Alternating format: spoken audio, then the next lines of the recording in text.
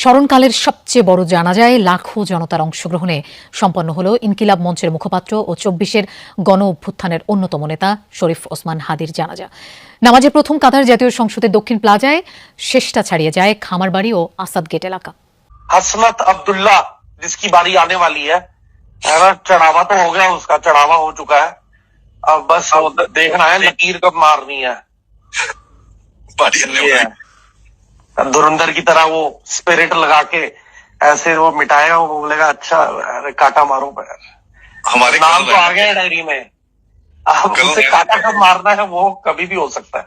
हमारे कर्नल रैना ने बोल दिया इसको अगली बारी हेडशॉट मारना है। बांग्लादेशी परेशान। ওসমান হাদির জানাজা শেষে দাফন এবং দাফনের পর শাহবাগে সমাবেশ কর্মসূচিকে ঘিরে একটা টানটান উত্তেজনা ছিল। আইন শৃঙ্খলা পরিস্থিতি কোন দিকে ধাবিত হয়, কোন পক্ষ কোন অঘটন ঘটায়, সেটা নিয়ে সাংঘাতিক রকম উদ্বেগ উৎকণ্ঠা ছিল। এটা নিঃসন্দেহে ওসমান হাদির যদি কোনো শত্রু থেকে থাকে সেও স্বীকার করতে বাধ্য। এবং আমার দেখা, আমাকে যদি কেউ ব্যক্তিগতভাবে প্রশ্ন করে, আমি বলবো যে আমার এই জীবনে আমি এত বড় জানাজা, এত সমাগম, এত বড় জনসমাগমই আমি খুব একটা দেখিনি। আমি যদি বলেন যে এই মানিক মিয়া অ্যাভিনিউ রাজধানী, এই ঠিক মানিক মিয়া অ্যাভিনিউর পাশে একদম অ্যাভিনিউ ঘেঁষে আমার স্কুল ছিল ধানমন্ডি।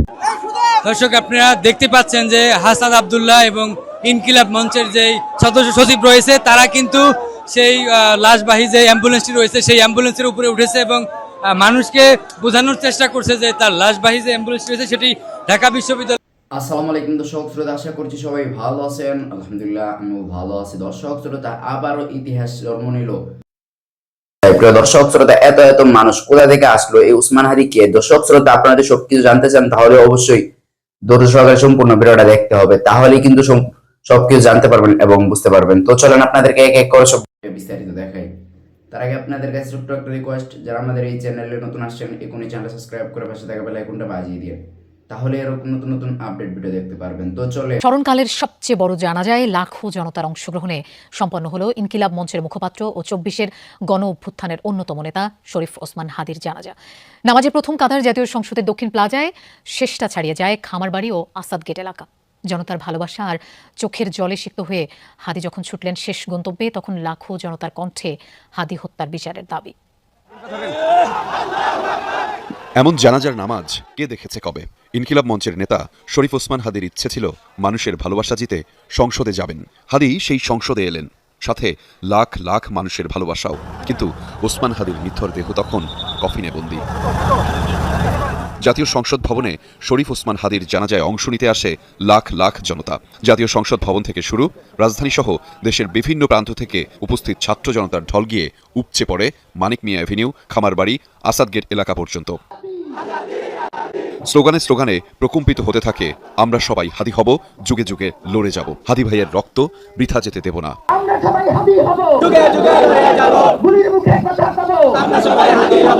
আকাশ থেকে দেখলে মানুষের উপস্থিতি ছাড়া কিছুই মিলবে না। সাধারণের এমন উপস্থিতি স্মরণকালে কি দেখা গেছে? জানাজা শুরুর আগে জনতা একসাথে জোহরের নামাজ আদায় করেন, এমন দৃশ্য খুব কম সময়ই দেখা যায়। 2টা নাগাদ সংসদ ভবনের দক্ষিণ প্লাজায় এসে পৌঁছায় হাদির মরদেহ। লাখো ধ্বনি যেন একসাথে বরণ করে নেয় বিপ্লবী বীরকে। এরই মধ্যে আসেন প্রধান উপদেষ্টা সহ সরকারের বিভিন্ন দপ্তরের উপদেষ্টারা। যোগ দেন বিএনপি, জামায়াতে ইসলামী ও এনসিপি সহ বিভিন্ন রাজনৈতিক দলের শীর্ষ নেতারা। চোখের পানি ধরে রাখতে পারেননি অনেকেই। হত্যাকারীদের ব্যাপারে রাষ্ট্রকে সর্বোচ্চ এফোর্ট নিতে হবে। তারা যেখানে থাকুক, সে ওভার দি ব্লু সিজ অথবা অন দি ব্ল্যাক মাউন্টেন, যেখানে তারা থাকুক, তাদেরকে ধরে আনতে হবে, বিচার করতে হবে। তার যে আদর্শ, তার যে চেতনা, সেটা যেন এই দেশে, এদেশের বিভিন্ন প্রান্তরে যেন যুগ যুগ ধরে, শতাব্দীর পর শতাব্দী ধরে যেন টিকে থাকে, বেঁচে থাকে। যারা নির্বাচনকে বাধাগ্রস্ত করতে চায়, এদেশের গণতান্ত্রিক উত্তরণকে যারা বাধাগ্রস্ত করতে চায়, তাদেরকে আমরা সমুচিত জবাব দেব গণতান্ত্রিক উত্তরণের প্রক্রিয়াকে সহজতর করে। তাহলেই শহীদ ওসমান হাদির রক্তদানকে, আত্মত্যাগকে আমরা সম্মান জানাতে পারব। শুরু হয় জানাজা। শৃঙ্খল নিশ্চুপ আবহে হাদির বড় ভাই জানাজার নামাজ পড়ান। অশ্রুসজল চোখে আল্লাহর দরবারে উপস্থিত জনতার ফরিয়াদ।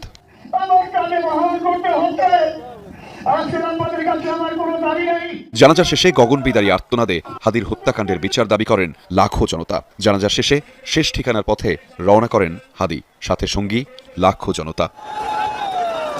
বিদায় নয়, শরীফ ওসমান হাদী, আপনি থাকবেন মানুষের ভালোবাসায়, হৃদয়ে। এটা নিঃসন্দেহে ওসমান হাদীর যদি কোনো সূত্র থেকে থাকে সেও স্বীকার করতে বাধ্য। এবং আমার দেখা, আমাকে যদি কেউ ব্যক্তিগতভাবে প্রশ্ন করে, আমি বলবো যে আমার এই জীবনে আমি এত বড় জানাজা, এত সমাগম, এত বড় জনসমাগমই আমি খুব একটা দেখিনি। আমি যদি বলেন যে এই মানিক মিয়া অ্যাভিনিউ রাজধানী, এই ঠিক মানিক মিয়া অ্যাভিনিউর পাশে একদম অ্যাভিনিউ ঘেঁষে আমার স্কুল ছিল, ধানমন্ডি বয়েজ স্কুল। সেই বয়েজ স্কুলে একদম মানিক মিয়া পাশ ঘেঁষে আমি যখন এই মানিক মিয়া অ্যাভিনিউর মাঝখানে ডিভাইডার নাই, তখন সেখানকার হোস্টেলে থাকতাম। সেখান থেকে মানিক মিয়া অ্যাভিনিউ ছিল আমাদের সময় কাটানোর জায়গা। আমার জীবনে তা তো শৈশবে দেখিনি, আমার এই বয়স পর্যন্ত দেখিনি। আপনারা অনেকেই বলেন যে 1971-এর রাজাকার গোলাম আজম, জামাত ইসলামীর সাবেক আমির, তার জানাজা ইতিহাসে অনেক বড় জানাজা হয়েছিল নিঃসন্দেহে, বা হোসেন মোহাম্মদ এরশাদ বা আরো রাষ্ট্রীয় অনেক গুরুত্বপূর্ণ মানুষ বিদায় নিয়েছেন। অনেকের জানাজা সংসদ ভবনে মধ্যে এসছে, শ্রদ্ধা জানানো হয়েছে, সংসদ প্লাজায় এসছে, অনেক বড় বড় ডাকসাইটে নেতাদের, ইতিহাস খ্যাত নেতাদের, কিন্তু এত মানুষ দেখিনি। কিন্তু এই জানাজায় অংশ নেওয়া সবাই কি জুলাই বিপ্লবী বা জুলাই বিপ্লব ধারণ করে, বাংলাদেশ ধারণ করে, নাকি এই যে যারা এই জানাজায় অংশ নেওয়ার পর একটা পবিত্র জায়গা, পবিত্র একটা নামাজ, প্রত্যেক মানে কোন মুসলমান যদি এই দুর্ভাগ্য হয় যে যার জানাজার নামাজ জোটে না, তার চেয়ে দুর্ভাগ্য আর কিছু নেই, সেই জানাজার নামাজে অংশ নিয়ে তারা উচ্ছৃঙ্খলতা লেগে গেল। 5 আগস্টে আমরা দেখেছি আমাদের মহান জাতীয় সংসদ কিভাবে অপবিত্র করা হয়েছে। স্পিকারের চেয়ারটায় সেখানে আব্দুল হামিদ তো লেগে থাকনি, সারা জীবন আব্দুল হামিদ ওখানে বসে থাকবে না, শিরিন শারমিন বসে থাকবে না, থাকেনি ওখানে, কিন্তু ওই চেয়ারটা আমাদের মহান সংসদের চেয়ার, সেই চেয়ারের উপর পা তুলে চুট টেনেছে। এই দৃশ্য আমাদের দেখতে হয়েছে, তছনছ করেছে আমাদের জাতীয় সংসদটা। আজকে আবার সেই ঘটনার পুনরাবৃত্তি ঘটাতে চেয়েছিল, আজকে আবার সেই বিপ্লবের নামে। সেখান থেকে কোনো প্ল্যান ছিল আজকে যদি আমাদের সেনাবাহিনী উপস্থিত না থাকতো, সেই সেনাবাহিনী, পুলিশ তো আমরা দেখছি যে ভিড় ঠেলে পুলিশের পাশ দিয়ে, দাঙ্গা পুলিশ ব্যাটালিয়ন যারা ছিল তাদের পাশ দিয়ে গিয়ে এত মানুষ পুলিশ ঠেকাবে কিভাবে? শুধু পাহাড় হয়ে যদি সেনাবাহিনীর সদস্যরা উপস্থিত না থাকতো, তাহলে আজকে আরেকটা 5 আগস্ট দেখতে হতো না, আজকে আরেকটা কি লঙ্কা কাণ্ড ঘটাতো দেশের জন্য, কি ভয়াবহ পরিস্থিতি এরা তৈরি করতে চেয়েছিল। তাদেরকে কি আইনের আওতায় আনা হবে?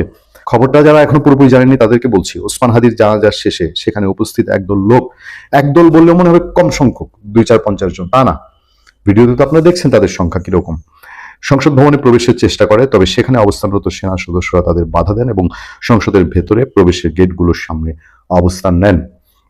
বেলা 2:30টার দিকে এই ঘটনা ঘটে। এ সময় মাইকে সবাইকে সরে যাওয়ার আহ্বান জানাতে থাকে সেনা সদস্যরা। তবে সংসদে প্রবেশের চেষ্টাকারীরা বেশ কিছু সময় ধরে সেনা সদস্যদের কর্ডনের সামনেই দাঁড়িয়েছিলেন। সেখান থেকে ধীরে ধীরে লোকজন সরে শাহবাগের দিকে যাচ্ছিল। শাহবাগ থেকে তারপরে তারা একটা আলটিমেটাম দিয়েছে। বাংলাদেশের মানুষের সৌভাগ্য, কপাল ভালো যে আজকে কোনো বিশ্রী অবস্থার মুখোমুখি দেশকে হতে হয়নি। যেসব কথা শোনা গিয়েছিল তারা যে লঙ্কা কাণ্ড করবে, এক ওসমান হাদীর মৃত্যুর লাশের উপর দিয়ে তারা কি করতে চেয়েছিল এই দেশটাকে, তারা কতটা ওসমান হাদীকে ধারণ করে। যারা ওসমান হাদীর জন্য সত্যিকার অর্থে এই যে আবেগ আপ্লুত লক্ষ মানুষ ওখানে গিয়েছে, তারা কি সবাই এগুলোতে জড়িয়েছে? তারা কি সবাই চায় এই ঘটনাগুলো হোক? কখনোই না। ফলে মানুষের মধ্যে এদেরকে নিয়ে যে আতঙ্কের দানা বেঁধেছে, তারা কি এত সহজে এখানে থেমে যাবে? না একটার পর একটা উসিলা খুঁজতে থাকবে তাদের যে মিশন, যে টার্গেট নিয়েছে তারা, সেই টার্গেট ফিল আপ করার জন্য। আমরা নিশ্চয়ই এটার ভেতর যদি কোনো উস্কানি থাকে, সরকারের দিকে অনেকের অভিযোগের তীর আছে, কোনো যদি সাপোর্ট থাকে, শিথিলতা থাকে, সেইটা মোকাবেলার জন্য আমাদের সরকার যথেষ্ট ব্যবস্থা নিবে, সেই প্রত্যাশা নিয়ে শেষ করছি। ভালো থাকবেন, সুস্থ থাকবেন। আপনাদের সাথে নিয়ে আতিক রহমান, পূর্ণিয়া। ওসমান হাদীর জানাজা শেষে দাফন এবং দাফনের পর শাহবাগে সমাবেশ কর্মসূচিকে ঘিরে একটা টানটান উত্তেজনা ছিল। আইন শৃঙ্খলা পরিস্থিতি কোন দিকে ধাবিত হয়, কোন পক্ষ কোন অঘটন ঘটায়, সেটা নিয়ে সাংঘাতিক রকম উদ্বেগ উৎকণ্ঠা ছিল। এর মধ্যে জেনেছেন নিশ্চয়ই যে সংসদ ভবনের মূল ফটকে ঢুকে পড়ার চেষ্টা করেছিল একদল লোক, তাদেরকে প্রতিহত করা হয়েছে। আজকে সেনাবাহিনী, র্যাব, বিজিবি এবং পুলিশের চমৎকার একটা প্রস্তুতি ছিল। শাহবাগের কি কর্মসূচি দেওয়া হয়, সেখানে একটি অনির্দিষ্টকাল পরিস্থিতি তৈরি হয় কিনা সমাবেশের, সেটা নিয়েও একটা উদ্বেগ উৎকণ্ঠা ছিল। ইনকিলাব মঞ্চ থেকে বারবার বলা হয়েছে তাদের বাইরে আর কেউ কোনো কর্মসূচি দিতে পারবে না এবং সেটা যাতে কেউ অনুসরণ না করে। শেষ পর্যন্ত সেটি প্রতিষ্ঠিত হয়েছে এবং শান্তিপূর্ণভাবে শেষ হয়েছে। বড় ধরনের একটি আজকে যেই শোডাউন বলা যায় যে শাহবাগে, সেটি শেষ হয়েছে কিছুক্ষণ আগে। লাখো মানুষের আজকে বেদনা বিধুর একটি জানাজা অনুষ্ঠান, সেটিও চমৎকারভাবে শেষ হয়েছে। দাফন পর্বটিও অসাধারণ শৃঙ্খলা ছিল। পরিবারের সদস্য এবং খুব কাছের কেউ কেউ ছাড়া আর কেউ সেখানে ভিড় করতে দেয়নি আইন শৃঙ্খলা বাহিনী। সব মিলায় আজকে এই অনুষ্ঠানটা বা পুরো ঘটনাটা দাগ কেটেছে। যদিও 24 ঘন্টার আলটিমেটাম দেওয়া হয়েছে হত্যাকারীদের গ্রেপ্তারের জন্য, সরকারের উপর একটি চাপও তৈরি হয়েছে, স্বরাষ্ট্র উপদেষ্টার পদত্যাগ দাবি করা হয়েছে। তারপরও মানুষের যে দাবি, সেই দাবিটা সত্য, সরকারের কাছেই তো দাবি জানাবে। সরকার তার আন্তরিকতা কতটুকু বহিঃপ্রকাশ ঘটিয়েছে সেটা নিশ্চয়ই মানুষ বিবেচনা করবে, এবং সামনে তারা কি করতে চায়, সরকার কিভাবে এই রহস্য অনুসন্ধান করবে বা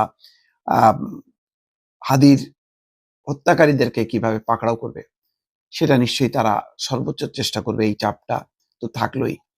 সবচেয়ে বড় কথা হলো যে দুদিন ব্যাপী যে সহিংসতা, এবং আজকে ব্যারিস্টার আনিসুল ইসলাম মাহমুদের চট্টগ্রামের হাটাজারি বাড়িতে পর্যন্ত আজকে হানা দিয়ে সেখানে আগুন ধরিয়ে দেওয়া হয়েছে, সেই সহিংসতার আলামতগুলো শেষ হয়নি কিন্তু। সুতরাং বলা যাবে না যে পুরো পরিস্থিতিটা একেবারে নিয়ন্ত্রণে চলে এসছে। নানা মহল নানাভাবে চেষ্টা করবে। আজকের যেই জানাজার লাখো মানুষের উপস্থিতি সত্ত্বেও শান্তিপূর্ণ এবং সুশৃঙ্খলভাবে হয়েছে, এটা সাংঘাতিক রকম একটা মানুষের এটি একতা মানুষ বুঝতে পেরেছে যে হামলা করে জ্বালিয়ে পুড়িয়ে নয়, শান্তিপূর্ণভাবে শোকের মধ্য দিয়ে এবং ঐক্যবদ্ধ থেকে এই ঘটনাগুলো, অনাকাঙ্ক্ষিত পরিস্থিতিগুলো মোকাবেলা করতে হবে। যদি সহিংসতা চলতে থাকে তাহলে আন্তর্জাতিক অঙ্গনে বাংলাদেশের ভাবমূর্তি নষ্ট হবে এবং বাংলাদেশ বেকায়দায় পড়বে, এবং অনেকগুলো দেশি বিদেশি পক্ষ আছে যারা এখন ওত পেতে আছে বাংলাদেশের একটা বিশৃঙ্খলা ঘটিয়ে যাতে নির্বাচনটা না হয়। তো মোটামুটি একটা পরিস্থিতি তৈরি হলো। আশা করা যায় যে আগামী কাল পরশু তরশু এই 2-3 দিন আরো পরিস্থিতির উন্নতি ঘটবে, এবং তারেক রহমানের আশার মধ্য দিয়ে হয়তো পুরো নির্বাচনী একটি অভিযাত্রায় দেশ সামিল হবে। সেটি দরকার। কোনো পক্ষ চাইছে এইসব ঘটনাগুলোকে পুঁজি করে যাতে নির্বাচন বানচাল করা যায়, নির্বাচন ব্যাহত করা যায়। আজকে সালাউদ্দিন আহমেদও পরিষ্কারভাবে বলেছেন যে কিছু লোক অশান্তি সৃষ্টি করছে, তাদের লক্ষ্য হচ্ছে নির্বাচনকে ব্যাহত করা। এটা পরিষ্কার। আজকে দুঃখজনকভাবে মির্জা ফখরুল ইসলাম আলমগীর হঠাৎ করে অসুস্থ হয়ে পড়েছেন, তাকে আজকে দেখা যায়নি। দেখা না গেলেও আজকে বিএনপি, জামাত, এনসিপি প্রত্যেকটা রাজনৈতিক দল দায়িত্বশীল ভূমিকা পালন করছে।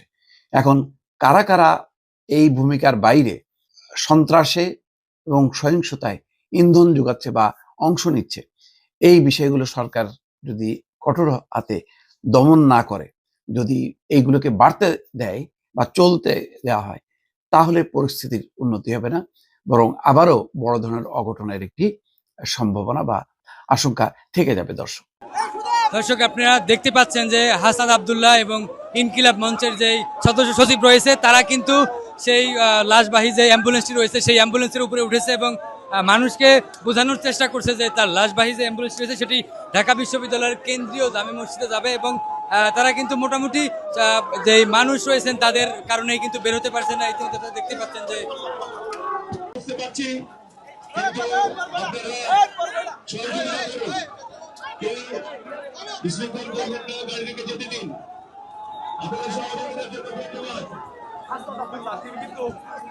ওসমান হাদির যে লাশবাহী গাড়ি রয়েছে সেই গাড়ির উপরে তিনি উঠে বসেছেন এবং উৎসব জনতা সরে যেতে বলছেন।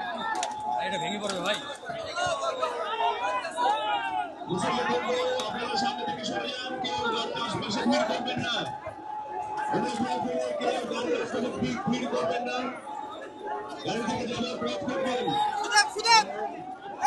দর্শক, আপনারা দেখতে পাচ্ছেন যে হাসান আব্দুল্লাহ এবং ইনকিলাব মঞ্চের যে সদস্য সচিব রয়েছে তারা কিন্তু সেই লাশবাহী যে অ্যাম্বুলেন্সটি রয়েছে সেই অ্যাম্বুলেন্সের উপরে উঠেছে এবং মানুষকে বোঝানোর চেষ্টা করছে যে তার লাশবাহী যে অ্যাম্বুলেন্সটি রয়েছে সেটি ঢাকা বিশ্ববিদ্যালয়ের কেন্দ্রীয় জামে মসজিদে যাবে, এবং তারা কিন্তু মোটামুটি যে মানুষ রয়েছেন তাদের কারণেই কিন্তু বের হতে পারছে না। ইতিমধ্যে আপনারা দেখতে পাচ্ছেন যে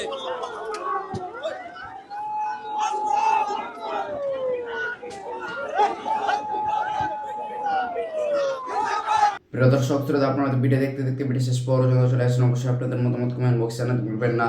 আর নতুন নতুন আপডেট ভিডিও পেতে অবশ্যই আমাদের চ্যানেল এখন সাবস্ক্রাইব করে দিন। আপনাদের সাথে আবার দেখা হচ্ছে পরবর্তী এক ভিডিওতে।